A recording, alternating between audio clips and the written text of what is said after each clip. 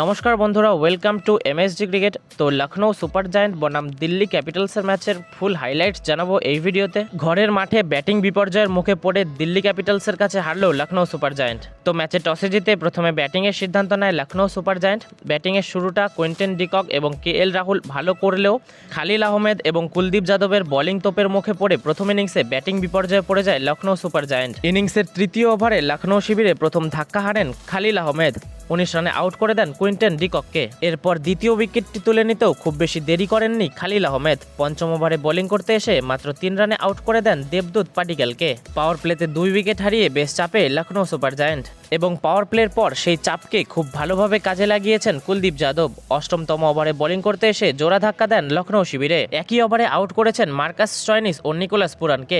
রানের খাতা খুলতেই পারেনি নিকোলাস পুরান, আউট হয়েছেন গোল্ডেন ডাক 0 রানে। দশম ওভারে আবারও আক্রমণে কুলদীপ যাদব, এবার উইকেট তুলে নিয়েছেন ওপেনিংয়ে নেমে এক প্রান্ত আগলে খেলতে থাকা কেএল রাহুলকে।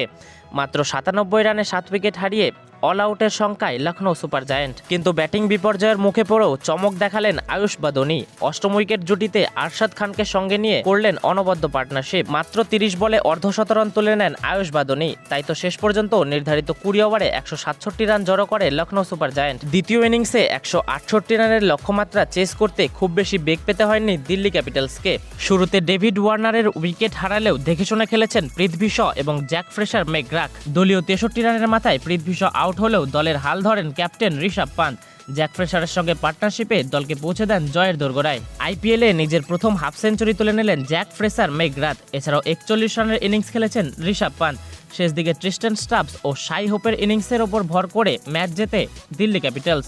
ঘরের মাঠে দিল্লিকে হারাতে পারল না লখনৌ সুপার জায়ান্ট।